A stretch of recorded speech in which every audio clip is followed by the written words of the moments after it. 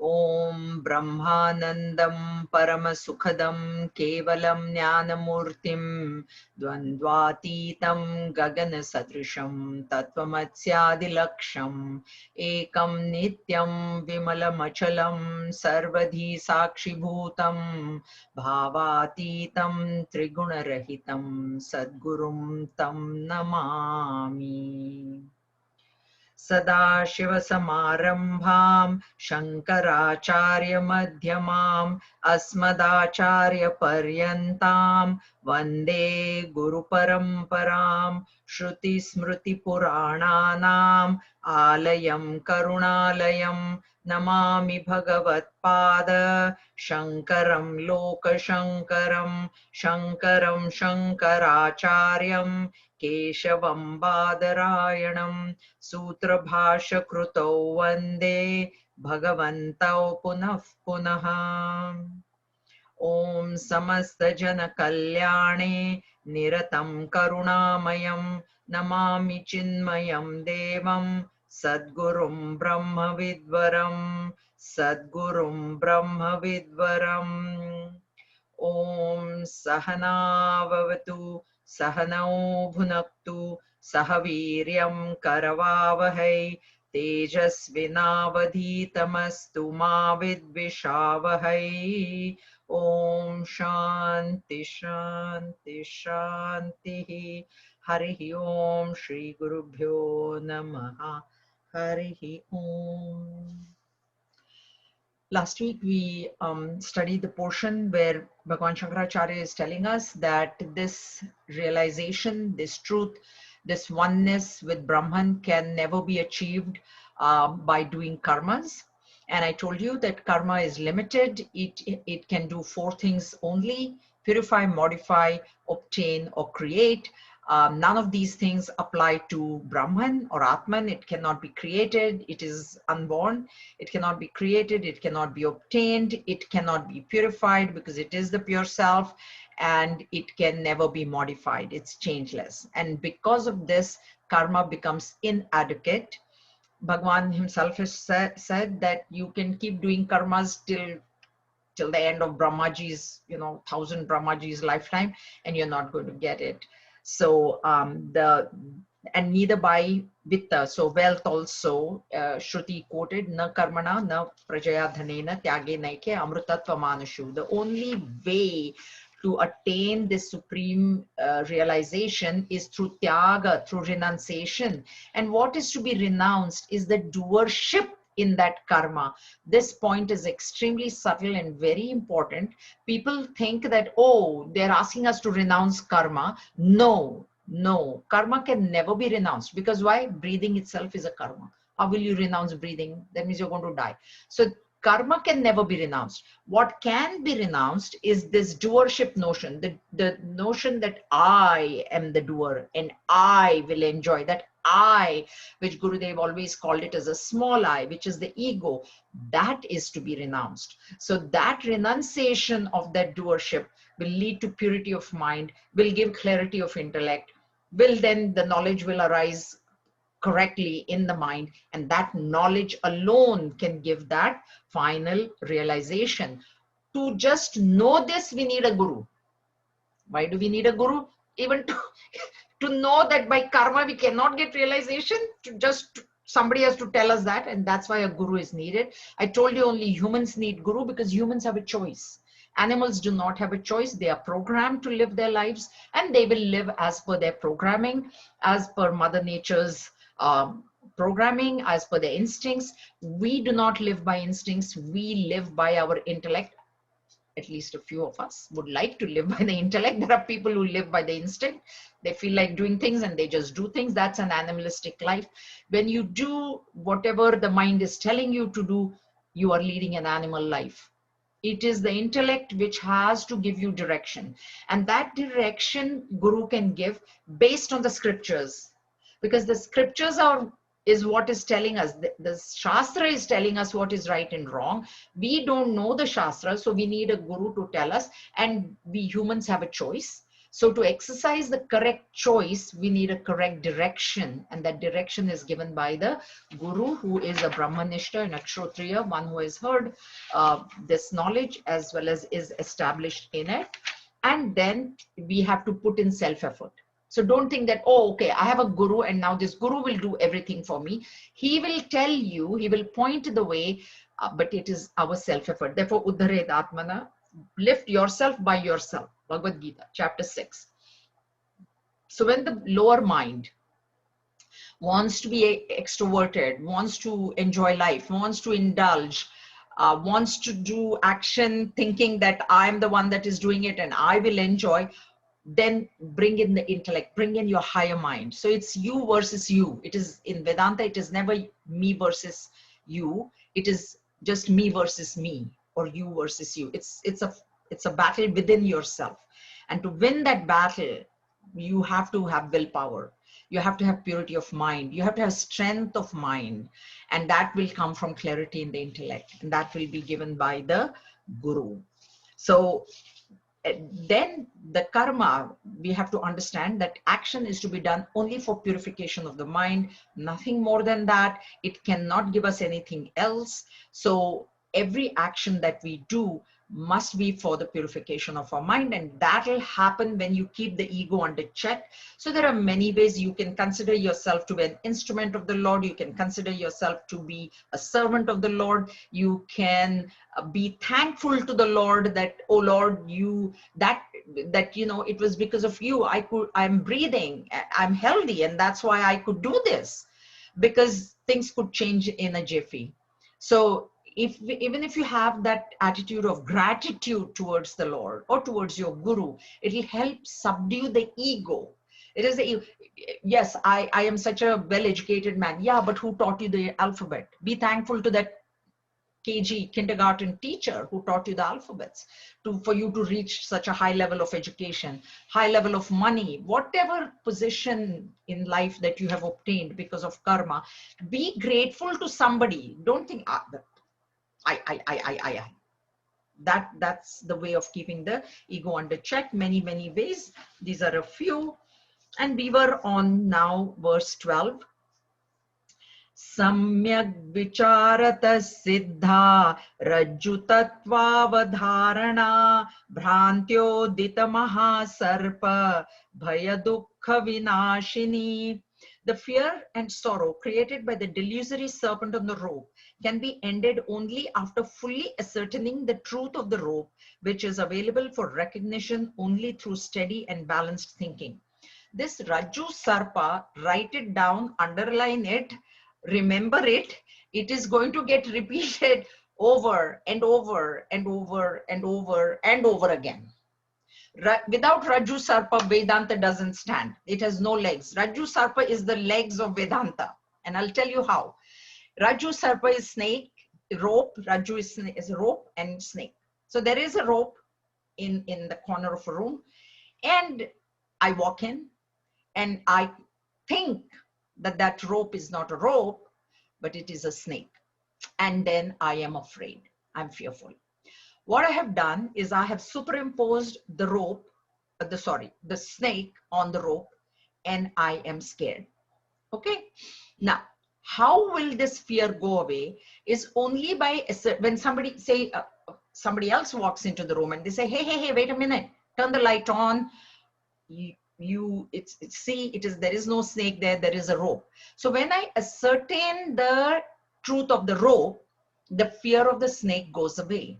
And the reason this example is given and used over and over again is to tell us that what we have done is we are the pure self. We are the rope, and rope and snake is outside. We do the superimposition outside, but with ourselves, within ourselves, I am the pure self, but I have superimposed this snake on me. What is the snake? I'm a female. I'm 5'4". I am a PhD in this. I am rich, I am very sentimental, I am very emotional, I am very intelligent. All these are snakes that we have superimposed upon ourselves. And that is what is called as delusion. Delusion is wrong thinking. I walk into the room, I think it is a snake. It is wrong thinking. It is not a snake, it's a rope. But I have considered it to be a snake. Now, the reason that this happens is because of half knowledge. See, if I walk into a room and it's completely very well lit, full of lights, will I ever think that that's a snake? It's fully lit, perfect light or perfect sunshine is there. I walk into the room, I see the thing lying in the corner. I'm like, oh, that's a rope, no problem. Okay. I walk into a room which is pitch dark, pitch dark. I will not even see the rope. How will I superimpose? How will I superimpose? It's dark. I don't see anything. I don't even see my own hand in front of my face, let alone see the rope and imagine it to be a snake, blah, blah, blue. This superimposition only happens when there is half knowledge. Half knowledge happens when there is neither that full light nor there is the full tamas, full darkness. When it is like dimly lit room, in a dimly lit room only, this superimposition can happen.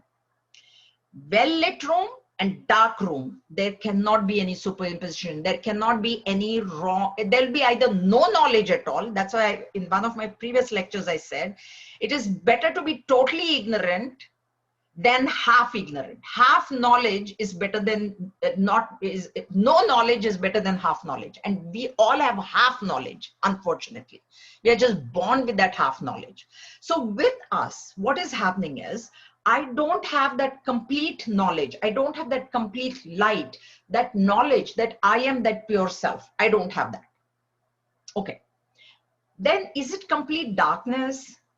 Even that would have been better. But am I totally ignorant? Don't I even know that I exist? Even that is not happening in my case. That is the problem. See, complete darkness, I don't see the rope, no problem. No problem. Okay, think about this. Now, if there is complete knowledge, if there is correct knowledge within myself that I am the pure consciousness, I do not superimpose this body on myself, and I'm happy, and I know it's knowledge. And if I just don't know that I am even existing, no problem. But the problem is I know I'm existing. Can any one of you say, if I say, are you existing? Is anybody going to answer, no, I am not existing. Or maybe you are, but I am not. Is anybody saying that? That's where the problem is.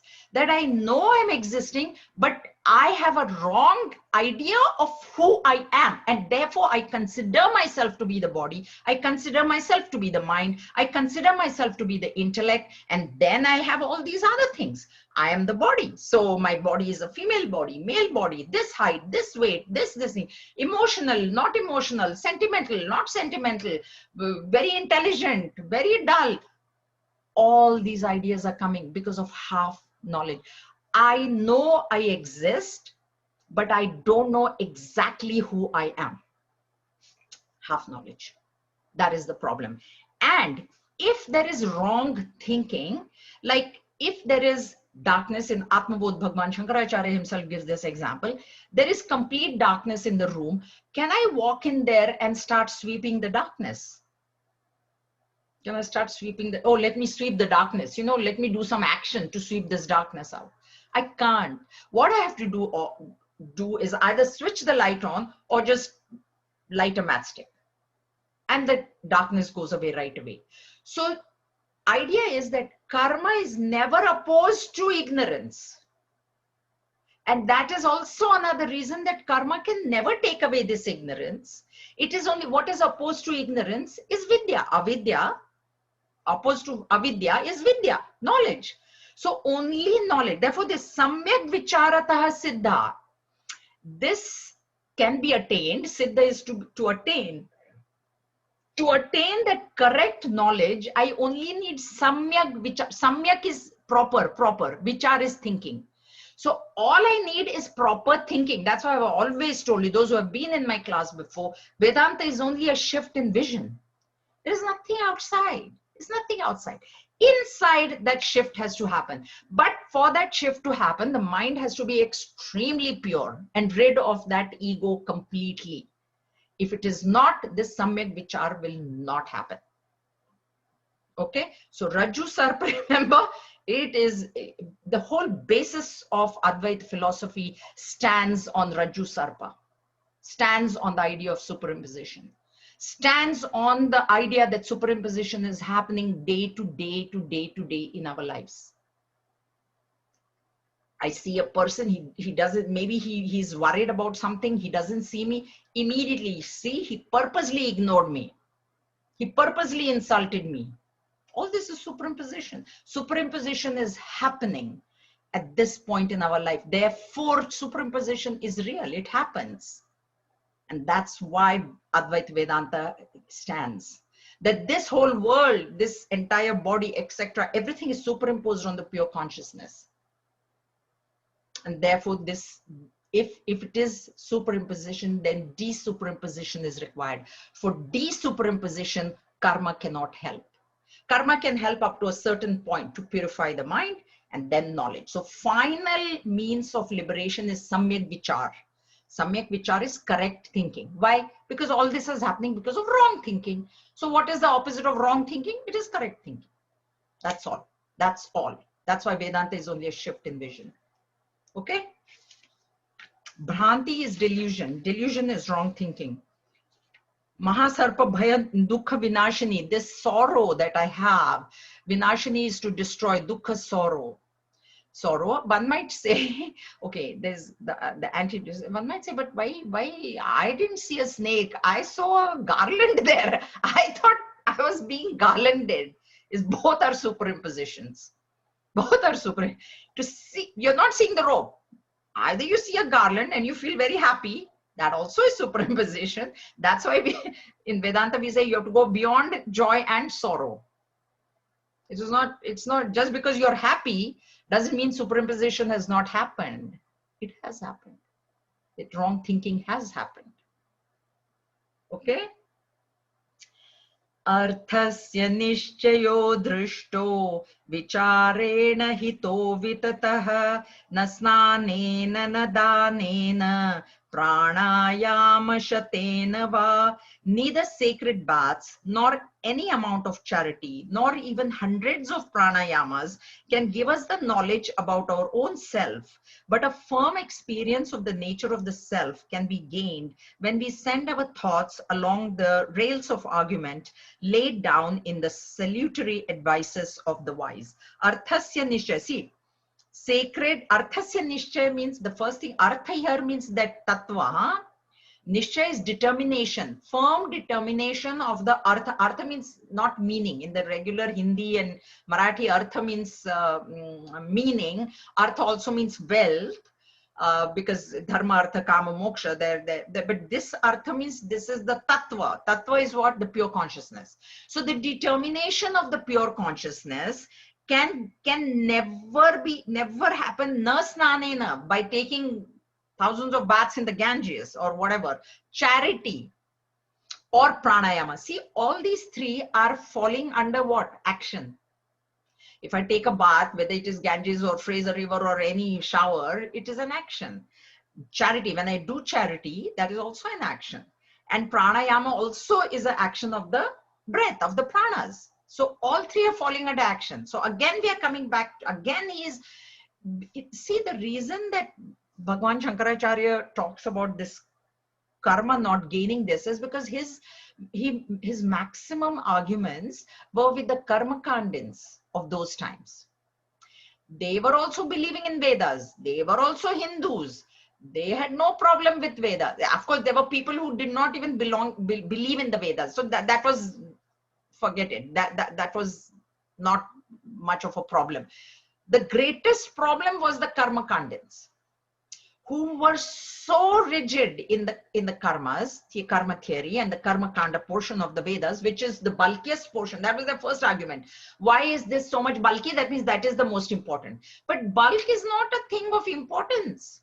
Upanishad is very, Vedanta is very small, but this is, that's why it is big. That's why it should be followed. And that can give liberation. That was their argument. All the time they said the Upanishads are meant to be, there is like background music. They said when this karma is to be done, this Upanishad is to be played as a background music. That's all they said, karma kanda. They said Upanishad is nothing. It is only, you have that Shruti, tui. Just play Ishavasya, but we do our karma here. Just play Kathopanishad, we do our this. Just chant this, we are doing karma. And that is what it is. That is where the fight was. That's why he hammers this. In his Taittiriya Upanishad Bhashya, 6 pages of Bhashya is just karma versus knowledge, liberation. That much he has written. That's why even here so much is coming. Again and again. See, you feel, isn't it a repetition? He said that before. But that is don't think that he's repeating because he had nothing better to do. He's repeating because he wants to hammer this into our head. That please understand the limitation of karma. Please, please don't think that it is going to give you liberation. What is going to ultimately give you liberation is only the knowledge. Correct thinking, correct knowledge of who you really are. So vicharena hito vitataha. So that is the salutary advices of the wise, means guru. Wise here, a man of wisdom. Sthita prajna, as Bhagavan Shri Krishna would say in, Arjun would say in Bhagavad Gita, dhira purusha, pandita. All these words are these wise, men of wisdom, men who have recognized their oneness with the reality, follow his words. I mean, yeah, you go do your bath in the Ganges, but don't think that just because you take a dip in the Ganges, you're going to get liberation. You can't. Okay? Only knowledge will. And now he comes to the topic of fit student. So here actually I've underlined this. Therefore, external methods of self-purification, such as baths at the sacred confluences of rivers, this is Gurudev's commentary, visits to various temples and other sacred places, desire-prompted or even unselfish charities, exercises such as breath control as asanas are wholly condemned. Look at the word there. It's page 24, just before the next verse. Second last paragraph Gurudev has written, are wholly condemned. That is why. Because that doesn't mean you shouldn't do these. Okay, please do not misunderstand. You get a chance to go to Gangotri, you want to take a dip in Ganges, do it. Don't think it is going to give you liberation. That's all. You do. I can never say don't do charity, because mission, I am the first one that's asking for charity here. So I'm not going to say don't do charity. Do charity, but don't think it is going to give you, just that much is not going to give you liberation. All giving charity, what is the thing of doing charity? Money purifies. You purify your money. See, it's a whole process of purification. So body is purified by bath. Okay, fine. Speech is purified by taking the name of the Lord. Mind is purified by reducing likes and dislikes, by doing karma yoga. Money that you have earned, it's not like, even when you have a job, say 9 to 8 to 4 or whatever, do you think that every single minute of that job you are on at doing their work, or were you doing some private things? So whatever papa, sin that you have done in earning that money, that gets purified by charity. So actually it is for your benefit. We think, I am helping this association. No. You must have the attitude, I'm helping myself.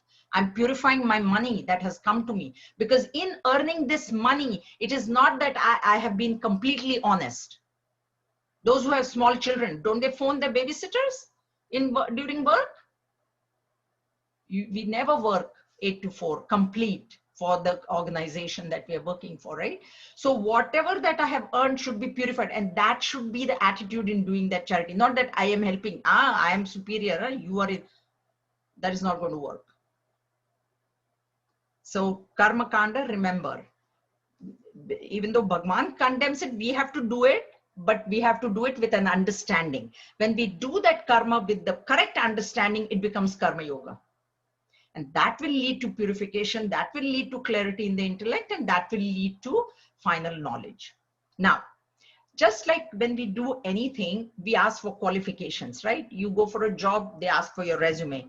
What experience do you have? Where all you have worked? Have you worked in this field? Is your education this field, etc., etc., etc. Same way, for this knowledge also, there are certain qualifications.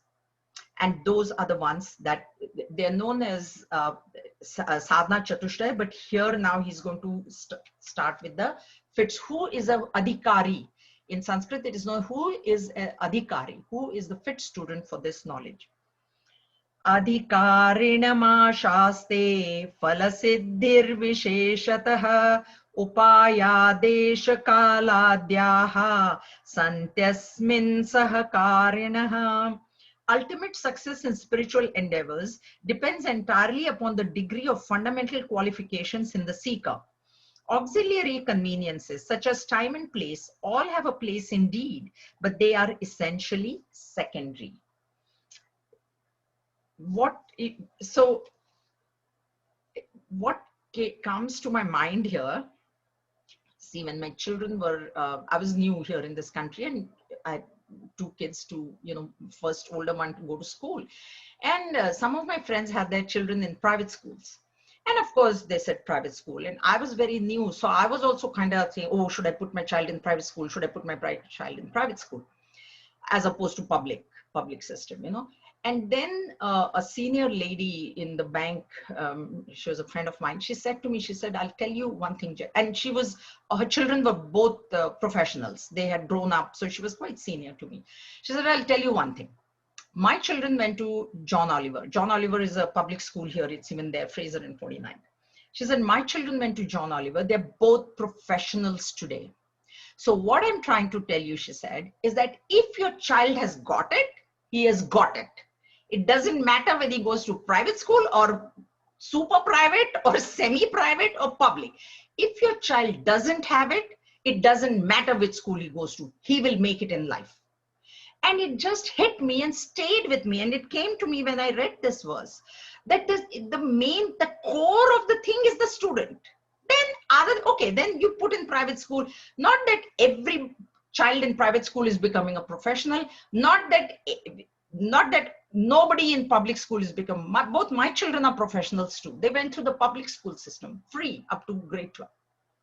Because it hit me, what she said really, really made a thing. And I never forgot this till today. So this is what this verse is saying, that the ultimate success in spiritual endeavors depends entirely upon the degree of the student himself.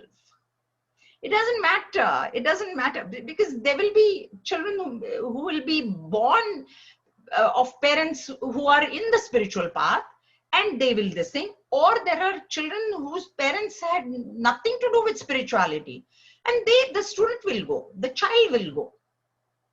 So other things, they help. It's a help if your parents are for it, because there we see all kinds of brahmacharis. Some they say, oh, my parents are very happy with it. They want me to go into this path, etc. And then we know this. There are parents who have, especially girls, they have actually held that girl by the hand and dragged her out of the ashram. Physically dragged her out of the ashram. We have seen both. And then we have seen parents who have actually handed over their child to Gurudev. We have got all kinds of examples. I know them personally, right? They're like, Gurudev, this child is yours. Now do whatever with him. He's a Swami today. But that child must have that. So the student must have that. The degree of fundamental, so this is what we'll come to now. What are the fundamental qualities? But this is what is being said. So if you have it, you have it. If you don't have it, you don't have it. So if you have it, and if you have those inclinations, because they're coming from past karmas, and if then there is a chance, you will go for it. See, Guruji was posted in San Jose, Swami Tejomayanji, those who know, because before, when San Jose ashram was set up, he was the acharya over there. When Gurudev was there, this is way before. And he told me once, he said, I used to take class, the older, this is, now they have a new ashram, but the old ashram was like you had to go upstairs and then the classrooms were upstairs. And downstairs they had a little lobby and you keep your shoes there, etc., etc. He said, I used to take classes in the upstairs room and people would sit in the lobby and read newspaper. They would not come out. I was taking classes. That's when he told me, he said, you should never feel bad if people don't come for your class. They were not coming for my class, so why are you? So I don't feel bad. That's why I said, you just teach just for yourself. You will learn, you just go on teaching. So the student has to have it. When what I'm saying is, there was such availability of Guruji right there and people wouldn't go. Right? And then there are people who are scrambling. They're joining this course, that course, Zoom, this, that, everything they're joining over in this thing. So it depends on the student. And now what is this? So he says auxiliary things are there which will help, but main thing is coming from the student.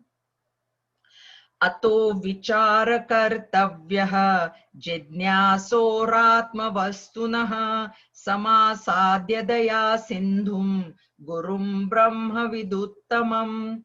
Therefore, a true seeker of the self should learn to inquire and meditate and meditate, after duly approaching a guru who is himself established in the experience of the self and who is an ocean of kindness. Excuse me. So the one who has got this inclination, and please remember that inclination do come from our past births, from present inclinations are always coming from past actions. Life is a continuum. It is not like we were born and there was nothing before our birth and after death everything will end. It is not like that. It doesn't end. Birth to death is just one little, little portion of our entire existence. So before whatever karmas that we have done, chapter 6, Bhagwan himself, Arjuna asks in that what if a person is, on this path, but suddenly he has to give it up? It could be by natural death. It could be that he loses interest. Whatever reason, he just gives up. Then what happens to him? Is it all wasted? If a person has gone up to grade 12 or whatever, first year university, and then he discontinues that, then what happens? So in the spiritual practices, Bhagavan says he will pick up this thread from there in his next life. So if he has done, like say maybe up to grade 5 in spiritual progress, then he will pick it up from grade 5 in the next. He doesn't have to go to kindergarten of spirituality in his next life. So we have all brought something from the past. That is why we are all here in the mission and we are all following Gurudev's instructions. Otherwise we wouldn't have been here. So therefore, what he's saying is a true seeker, the one who has got these inclinations from his past karmas, should approach a guru duly. We have seen why a guru is required.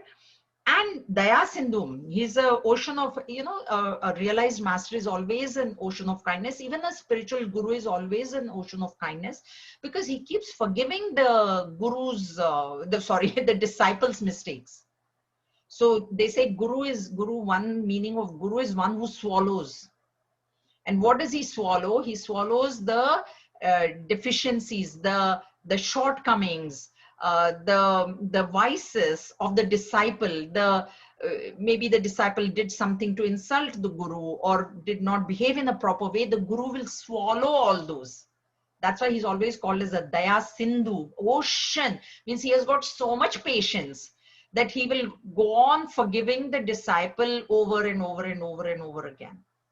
Okay, so it becomes imperative for this person who has got these inclinations to go find a guru.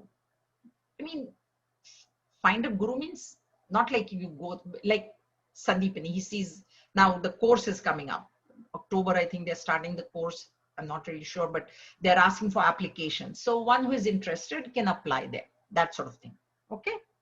So, and then the guru will instruct him because finally the realization is through meditation. But before that, there are a lot of steps. But then first step is to approach the Guru so that he knows how he should proceed on his path. All right. Medhavi purusho vidvan uhapoha vichakshanaha adhikaryatma vidyayam uktalakshana lakshitaha. He who has a keen memory with enough knowledge of the world outside and understanding of the world within, who can argue for the scriptures and refute arguments against them, is fit for receiving Atma Vidya. Medhavi, Medha, this word is, there's a Medha Suktam also. We were asked to, in Sandipani, we are taught that and we are asked to chant that every day. Medha is the power of retention.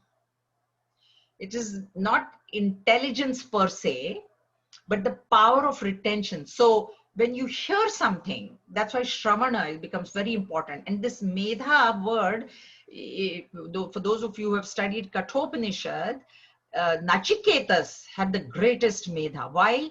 Because at age 8, he went to Yamraj, and when Yamraj told him the procedure for that Agnihotra karma, he could repeat verbatim right from A to Z. Only once Yamraj told him, only once. And he said, now tell me what I said, and everything. That is Medha. That is what Tapon Maharaj used to say. He said, I'm never going to repeat what I've said. So if you miss it the first time, you've missed it. That is how strict he was with Gurudev and all his students. Now, if you read Gurudev's, description of Tapon Maharaj, like we have Swamijis, our Swamijis are, oh my God, they will repeat and repeat and repeat. they are like, if we were with Tapon Maharaj, I don't think I would have loved. There's no way. So he wanted that perfect, single pointed mind, because he had said, I will never repeat myself. And he never did. So he said, catch it the first time, otherwise you lost it. So Medha is that power of retention, to get it at first stroke and then get it, and never ever it should leave you. That's why it says Medhavi Purusha. Purusha here, Stri also. A person who is very, very Medhavi, means who has this perfect power of retention. We just keep forgetting. We keep asking the same questions over and over again. But that's, for a real master, that is not good. Vidvana uha poha vichakshana. So uha poha is to, uha poha is to like go back and forth. So with this discriminative power, with this discriminative intellect, he must go on thinking. And the one who has enough knowledge of the world outside and the world inside, this is very important. What is meant by this world outside means not like what are the mutual funds are doing, or how much the house costs nowadays, and how much inflation. Not that. That is not the world outside. This is where he has examined the world and realized that there is no happiness in the world. Please understand this very well. Enough knowledge of the world outside. The enough knowledge is the knowledge that this world can never give me that happiness that I'm really looking for. That is the knowledge, not where the prices are going and stock market and this market and that. No, not at all. So when this person examines and realizes that, I've been running after all these things and I've been looking for happiness and I have not found that happiness, what happens is dispassion comes. That is what this is. Examining of the world outside must give us dispassion. If examination of the world outside gives me even more wish to indulge in that world, he's not a fit student. He's not a fit. Anybody who wants to indulge in the world outside is not fit for this knowledge, because it's not going to come, not going to make sense. It is not going to, he's not going to stay with the path. He has to have dispassion. It'll come now. Dispassion is one of the very, very important virtues that is required on this path. And that dispassion has to come out of knowledge, and there is what is known as Smashan Vairagya. Smashan Vairagya means some death happens in the family, suddenly, There's a lot of dispassion. No, nothing, world is not worth living, this, that, and all that. Little time passes, the person who is gone is also forgotten. This vairagya is also forgotten. Back to square one. That is not the vairagya way. That's what we are saying. With the knowledge of the world, knowledge word is there. So dispassion arising out of knowledge, out of knowing that what I am doing is not correct. Why it is not correct? I'm looking for happiness. Did I get that happiness? No, I didn't get that happiness. Nachiketas, that's what he says. What is my father doing? He's giving away all these cows who are all half dead and all. So he's not going to, that's what this passion comes to him at age 8, because he thinks. So we have to have the capacity to think. And that is what is meant here by knowledge of the world outside and understanding of the world within. Now, world within is my own, and what do I want? See, now there are students who don't even know what they want to do. Most of them have no clue where they are going, what they are doing. They just go, mom said, go here, go here, go here. So they go there. Then they're like, no, I don't like this. Then I go here, then I go there, then I go there. So this world within means this person, he or she both has to understand that what I want. And what is the understanding? I want that permanent happiness. It should never be, I want more money, I want more fame, I want status, I want a big house. If all those type of things is in his world within, is not fit for spiritual practice, spiritual pursuits. Jaya, I have a quick question. Yeah. If the student has got it, whatever it is that he's looking for, then what is he to do? No, here, then he's not a student. If a student gets what he's looking, what is he looking for? Permanent happiness. If he gets permanent happiness, he's not a student anymore. He's a guru. So what we are saying is the knowledge is that I am looking for permanent happiness outside, but I never got it. Okay. And then inside, the knowledge inside has to be that, yes, there is something which is called as permanent happiness, and that is what I want. Firm determination is required, because this path is extremely difficult. Just because we are attending Zoom sessions doesn't mean it's an easy path. To listen is very easy. Listening is very easy. Nothing. I'm speaking, you're listening, you understand English, end of story. But to do what is being said is very difficult. That is the problem. So this is what is meant outside. I've underlined this. Enough knowledge of the world outside and understanding of the world within himself only. Okay? And outside is nothing to do with the material world. Who can argue for the scriptures? So see, there are many people, I mean, they tell me all the time, why are you doing all this? I'm sure you guys also have that.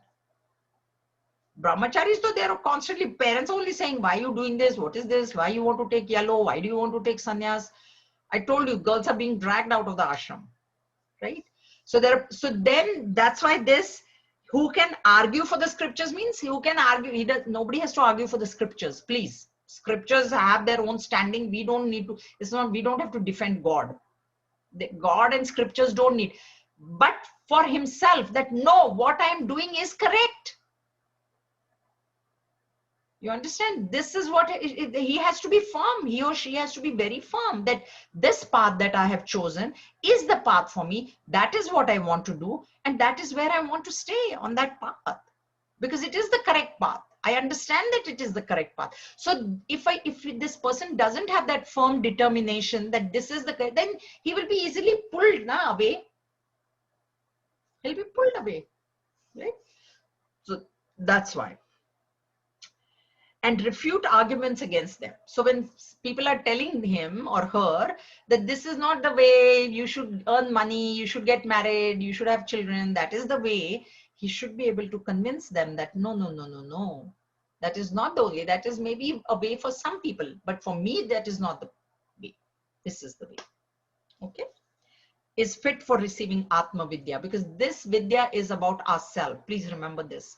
This knowledge about ourselves, it is not about something external. It is not about some god in some temple in the mountains, in this, that. No, no, no, no.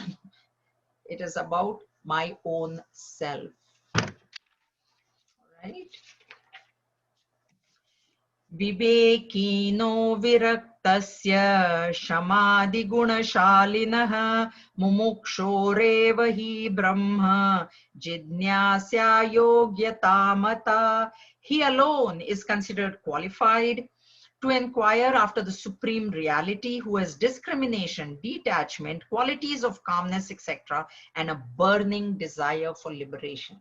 Tattva Bodh. Those who have studied Tattva Bodh will remember that the first 4 requirements that Bhagwan Shankaracharya has given there is Viveka, Vairagya, Shat Sampatti, and Mumukshutva. This is what is being said here. So Viveka, please understand, comes before Vairagya. That's why I told you earlier on that Vairagya which is born out of knowledge, and knowledge comes from Viveka, from discrimination alone. That Vairagya, that dispassion must not come because some sad thing has happened. You've lost money, you lost your job, you lost some dear, near and dear one, and now suddenly you have this. That Vairagya will not stay, it will not stick. But what is born out of knowledge, what is born out of that firm discrimination, that discriminative knowledge that this world cannot give me, it's impossible for this world to give me happiness. That sort of Vivek. And the highest Vivek, which Bhagwan Shankaracharya said, is Sat Asat Vivek. But please understand that it begins with Shreya prayer. The first rung of that ladder, that's what Yamraj has given in Kathopanishad. Shreya, there are 2 paths, Shreya and prayer. Shreya, prayer is pleasing, what is pleasing to the senses, and Shreya is that which is good. So there is a path of the good and there is a path of the pleasant, and that's where we have to start. So in every basic thing, eating sweets, is it good for me or am I eating it for my senses? Is this thing good for me? Should I get up early in the morning and go for a walk, or should I sleep till 10 and be lazy? Should I watch, like, what kind of movies? Should I watch thrillers at night? A friend of mine told me that she reads continuously for 7 hours. I said, 7 hours? She goes, yeah, because I only read murder mysteries. Now, is that good or is that pleasing? It's a prayer choice that she's made, right? For 7 hours continuously, if you're reading a murder mystery, then what is going to be in your head other than murders? Can't be, na? Can't be. So your mind is not even free to listen to anything else. Only the murder is going on. Who killed who did it? Who did it? All day. So that's why this Viveka has to be very, very firm. When that Viveka is correct, when you reach that, and you have to start at Shreya prayer. Then there is Sadhana Sadhya Vivek, means and the goal. See, right now, what do? We light up a lamp and say, God, give me promotion. God, my son is appearing for exam. Let him get first class. Give me some money. Give me some this. Give me some that. So we have made God the means, and the goal is money, first class, job, promotion, everything. It has to be reversed. God has to be the goal, and all these other things have to be the means.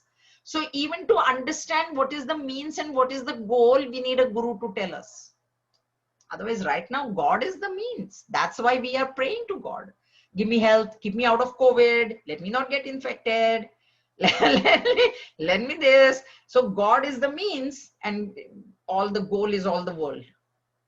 Whatever is there in the world. Not that everybody wants everything, but something. Somebody wants a child, somebody wants a spouse, somebody wants a house, somebody wants a promotion, money, this, that, blah, blah, blah, blah, blah.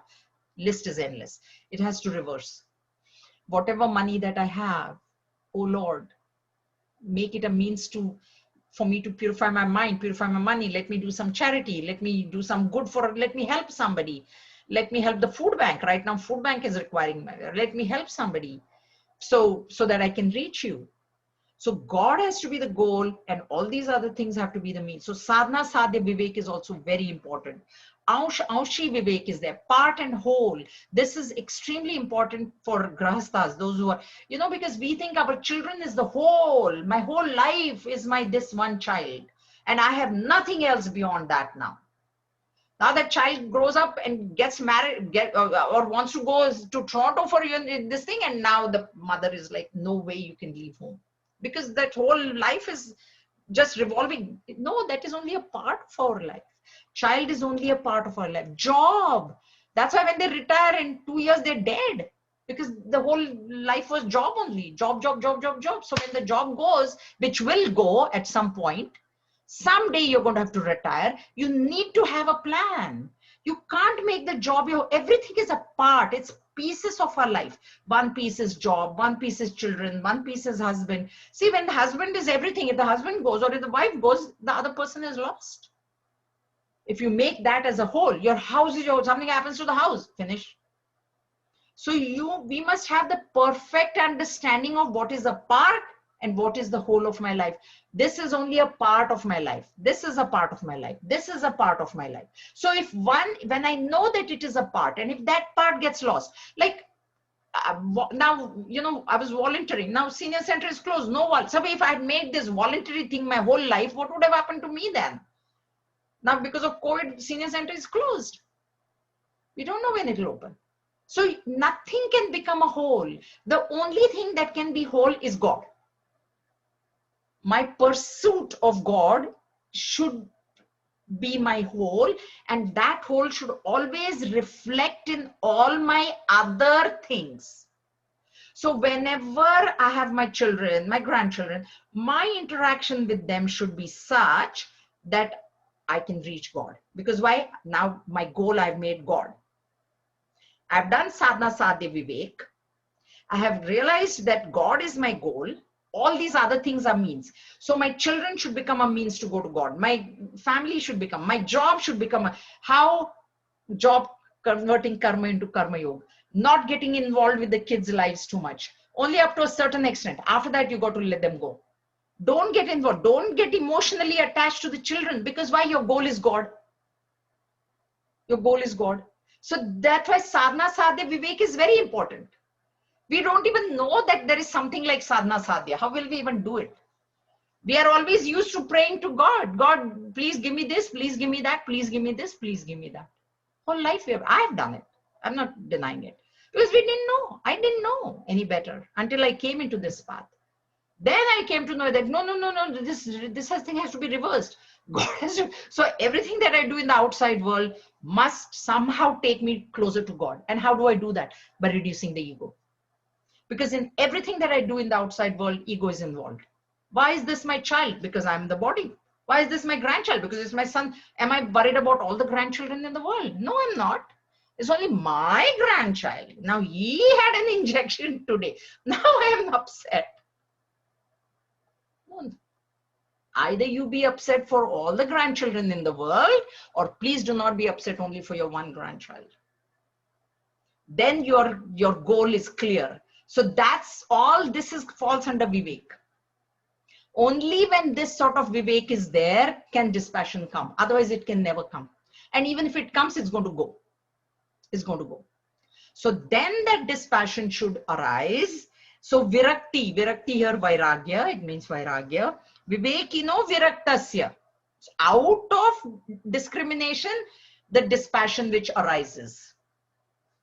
And Vairagya, there is a beautiful story. Balvihar teacher, those who are teaching Balvihar here, this is a Balvihar story. So please listen to it about Vairagya.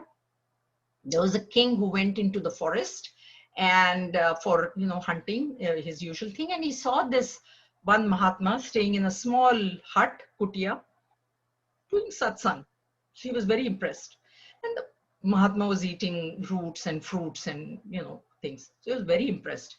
He said, wow, it's so nice. If this Mahatma comes and stays in my palace and does satsang to my people, and me, it would be so nice. So he goes to the Mahatma. He says, will you come with me and stay with me in the palace and then do satsang for the people in the city? You're out here. Sure, no problem. I'll come. So he comes, and the king thinks, oh, such a great Mahatma has come to my place, to my palace. So I should give him my suite, the royal suite, which of course is the best.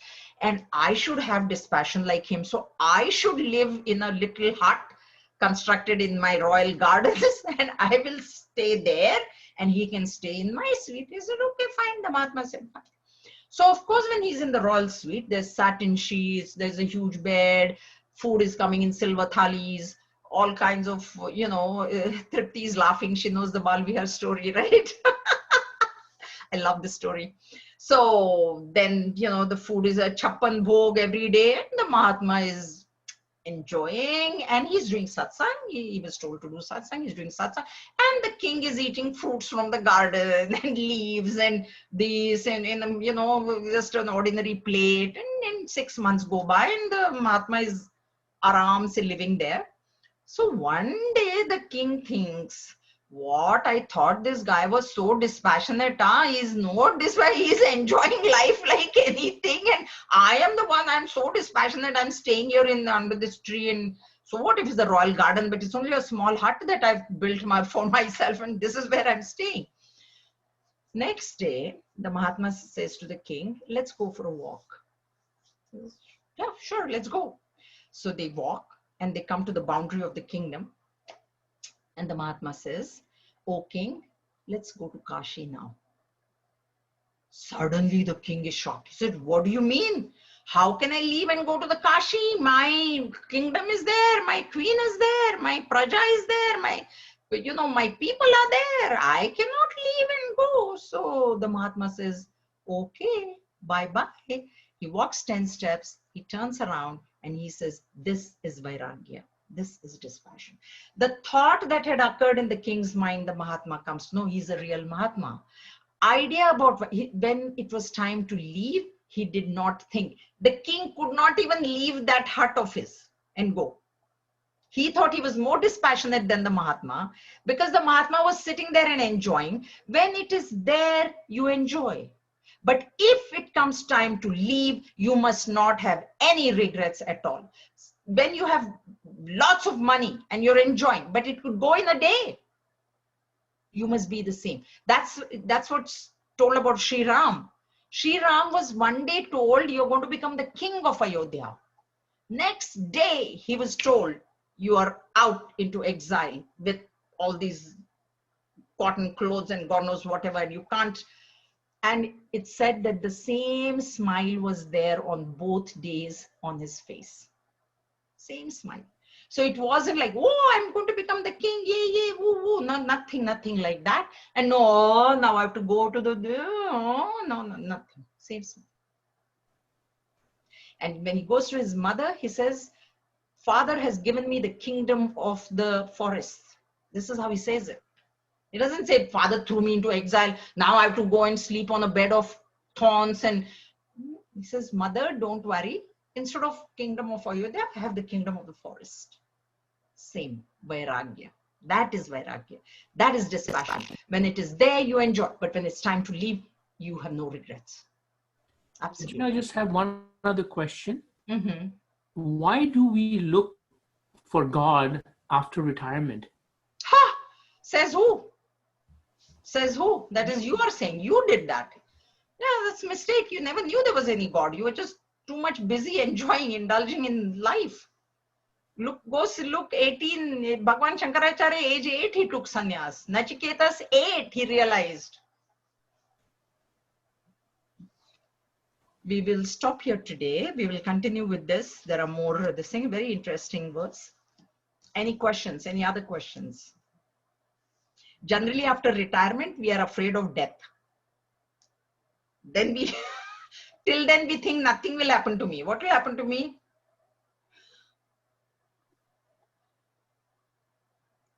This knowledge has to be, that's why Gurudev started Bal Vihar. Why do you think there is Bal Vihar? That you start the knowledge right from the beginning so that they can, when they go to school, they can face peer pressure. They can say no to drugs. That's what we do in Bal Vihar, is we give them that strength through stories. It's the same knowledge we are giving, but through stories, depending on how old the child is. ॐ स्वस्ति प्रजाभ्यः परिपालयन्तां न्यायेन मार्गेण महिं महिषाः गोब्राह्मणेभ्यः शुभमस्तु नित्यं लोकाः समस्ताः सुखिनो भवन्तु काले वर्षतु पर्जन्यः पृथिवी सस्यशालिनी देशोऽयं क्षोभरहितः ब्राह्मणाः सन्तु निर्भयाः ॐ सर्वेषां स्वस्ति भवतु सर्वेषां शान्तिर्भवतु सर्वेषां पूर्णं भवतु सर्वेषां मङ्गलं भवतु सर्वे भवन्तु सुखिनः सर्वे सन्तु निरामयाः सर्वे भद्राणि पश्यन्तु मा कश्चित् दुःखभाग् भवेत् ॐ असतो मा सद्गमय तमसो मा ज्योतिर्गमय मृत्योर्मा अमृतं गमय ॐ पूर्णमदः पूर्णमिदं पूर्णात् पूर्णमुदच्यते पूर्णस्य पूर्णमादाय पूर्णमेव अवशिष्यते ॐ शान्ति शान्ति शान्तिः हरिः ॐ श्रीगुरुभ्यो नमः हरिः ॐ